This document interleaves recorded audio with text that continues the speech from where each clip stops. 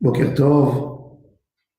Dans Parashat Vayechi, Yaakov Avinu fait des bénédictions à ses enfants. Et il dit à son fils, Yehuda, Yehuda ata yodura achecha. Toi, Yehuda, tes frères vont te suivre. Rashi dans Divrei Yamim, chapitre 15, Divrei Yamim Aleph, première partie de Divrei Yamim, chapitre 15, nous dit Yehuda yodura achecha, tous tes frères vont porter ton nom. Les tribus d'Israël, alors à un moment ils s'appelaient les Hébreux, les Israélites, mais après ils ont eu le nom Yehudim, les Juifs, tous au nom de Yehuda. Le nom Yehudi, les Juifs, quand on porte le nom de Yehuda, on le voit déjà dans Megillat Esther, les Juifs s'appellent Yehudim. Dans le livre de Ezra et Nehemia, à Yehudim, à Omlalim, à Ele. Donc déjà, les Juifs étaient appelés Yehudim, Yid, les Yiden, les Juifs. C'est sur le nom de qui? De Yehuda. Et pourquoi sur le nom de Yehuda? Pourquoi on ne s'appelle pas Reuvenim, Shimonim, Naphtalim, Yosefim, Binyaminim? Pourquoi Yehudim? Et plus que ça encore. Vous savez que dans le Sefer Torah, on a 245 pages dans le Sefer Torah. Et toutes les pages du Sefer Torah, elles commencent toutes par la lettre Vav, sauf dans 6 endroits. Première page de la Torah, évidemment, ça commence par Bet, Bereshit. Mais la deuxième page de la Torah, qui ne commence pas par la lettre Vav, c'est Yehuda ata yoducha achecha. C'est le Yud de Yehuda. Yehuda ata yoducha achecha, c'est un début de page dans le Sefer Torah, Beya Shemo. Oui, c'est l'acronyme de Beya Shemo pour se rappeler où ont commencé les lettres différentes au début de la Torah. Et ça, c'est en début de page. Yehuda ata yoducha achecha. Il faut savoir, Yehuda, c'est Yudke. Yudke direct, aussi avec le Vav, mais Yudke, c'est un nom divin, des noms divins, qui complète, qui est le début de Am Israël. Comme qu'il est écrit dans le texte, dans Tehilim, qui Yaakov Bahar Lo Ya, Israël Isbulato. Dans les livres de Kabbalah, les livres anciens de Kabbalah, il dit que tout ce qui est écrit dans le livre de Bamidbar, Ha-Reuveni, Ha-Gadi, Ha-Menashi, toujours commence par un He avant, un Yud à la fin du mot, c'est pour mettre le Yudke, qui est Am Israël. Mais Yehuda a quelque chose d'extraordinaire, que Hashem Barach nous dit que ce sera notre sort. Léa, c'était une des matriarches, une des 4 femmes de Yaakov Avinu. Quand Léa a eu ses enfants, elle pensait qu'elle allait avoir 3 enfants, et pas plus. Pourquoi 3? Parce que si elles sont 4 femmes, d'après le compte, chacune va avoir 3 enfants. Quand Léa a eu le 4e enfant, elle a commencé à remercier Hachem. Elle a dit, j'ai reçu beaucoup plus que ce que je méritais. Yehuda, il est venu dans ce monde avec un remerciement à Hachem Barach. Le travail du juif, c'est de remercier Hachem Barach à chaque instant et à chaque moment. Comme Akadosh Baruch Hu nous le dit, Amzu yatzarti li teilati yesaperu. Tout le but que Hachem Barach a créé en Israël, c'est pour le louer et diffuser son nom dans le monde. Ça, c'est la tachlit. Yehuda ata yoducha achecha. Le fait qu'on se soumet à Hachem Barach, qu'on est là pour dire merci à Hachem, je ne mérite rien du tout. Tout ce que tu me donnes, c'est un cadeau. Je reconnais aussi la grandeur d'Hachem Barach. Et c'est la plus grande force pour arriver à une teshuva. Quelqu'un qui a l'habitude de dire merci à Hachem, merci à Dieu, à chaque instant, il pourra très rapidement faire une vraie teshuva, une teshuva sincère. Yehuda, il avait ces deux qualités. Première qualité, de remercier Hachem. C'est ces qualités qui lui ont fait faire teshuva plus rapidement que ses frères sur les fautes qu'il a fait. Une des fautes la plus terrible qu'il avait fait, c'était la vente de Yosef. Une autre faute, c'est quand il a voulu condamner sa belle-fille Tamar au feu. Quand on lui a dit la vérité, il a tout de suite avoué. Même s'il avait honte de tout le monde, avouer, c'est avant tout. Quand quelqu'un il sait remercier, il sait aussi avouer. L'ingratitude amène l'homme de ne pas reconnaître ses fautes. Pourquoi? Parce que quand tu reçois quelque chose de quelqu'un d'autre, tu montres ton point faible. Tu reçois, tu ne donnes pas. L'homme qui est ingrat, il n'a pas envie de montrer ce point faible, qu'il a dû recevoir quelque chose. Parce qu'il se dit, moi je suis fort, on n'a pas besoin de me donner, j'ai pas besoin qu'on me donne. Donc qu'est-ce qu'il fait? Il cache. Il veut pas être conscient qu'on lui a donné quelque chose. Tandis que la personne qui sait remercier, il dit, je suis pas complet, oui, j'ai besoin d'un soutien. Quand tu es conscient de ça, tu peux être aussi conscient de tes problèmes personnels. C'est pour ça qu'il lui a dit, il lui a dit, Gour Ari Yehuda, Miterev Beni Alita Yaakov Avinu, il dit à Yehuda, tu as été pardonné de ce soupçon que je t'ai soupçonné que tu as tué ton frère Yosef. Tu t'es racheté à un moment. Quand tu as su venir et faire tes chouvas, ramener Binyamin, se battre pour ton frère Binyamin, c'est en ce moment que tu as fait la teshuva, même pour la vente de Yosef. Qu'est-ce qu'on a appris ici? C'est-à-dire qu'on a une leçon exceptionnelle. Quand quelqu'un il sait remercier Hachem, il sait être reconnaissant par rapport à un bien qu'on lui a fait, il sera reconnaissant toujours, mais il sera reconnaissant même par rapport à soi. Il va reconnaître ses fautes. C'est beaucoup plus facile pour lui de reconnaître ses fautes. Quand quelqu'un il est ingrat, en fin de compte, il finit, nos sages nous disent, sache-le que tout celui qui est ingrat par rapport à son ami, à la fin, il va même renier les biens que Dieu lui fait pour lui. Quand quelqu'un ne veut pas admettre qu'un ami lui a fait du bien par quelque chose, lui a rendu service, il ne veut pas admettre, il dit, moi, je n'ai pas besoin de ce qu'il a fait. Comme que la Gemara a dit, quelle est la différence entre un bon invité et un mauvais invité? Un bon invité, il dit, tout ce qu'il a fait que pour moi.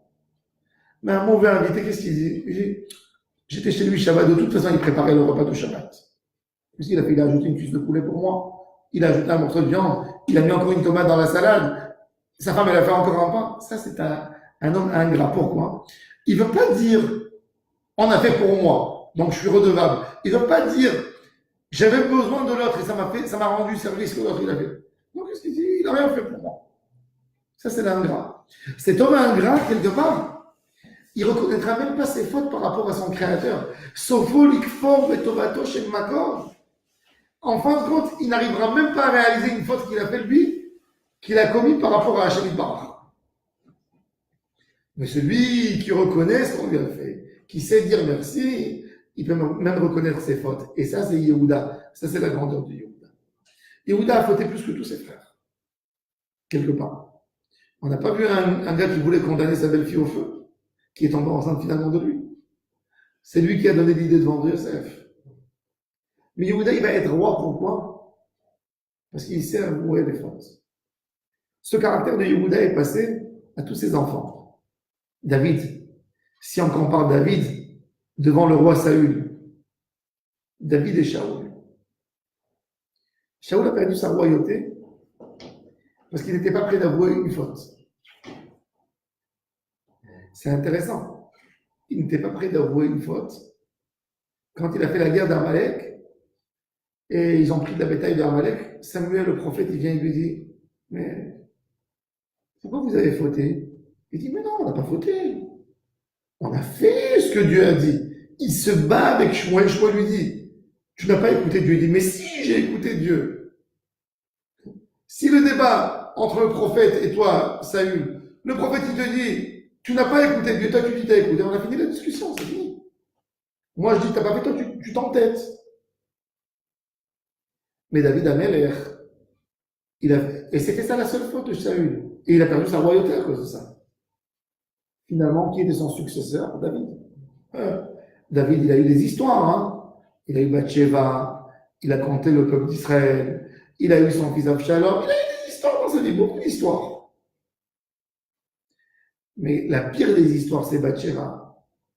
Quand Nathan vient dire à David, tu as fauté, David déchire ses habits, se met par terre, il fait une demande à Dieu de le pardonner, il raconte toute sa faute, et où il l'a mis? Il l'a mis dans son livre Teilim, dans le livre de sa poésie, d'un poète, de quelqu'un qui parle des psaumes, des choses extraordinaires, tout d'un coup il nous raconte ses fautes. Mais c'est un livre qu'on va chanter dans le temple, que les enfants vont lire, ils vont savoir que David a fauté. Et alors, ça c'est Yehuda, Léodote. Faire une tchouva, David Ameller, toute la génération de Yehuda, c'est des Baalei tchouva. Ils ont la facilité de faire des tchouva. C'est une grande.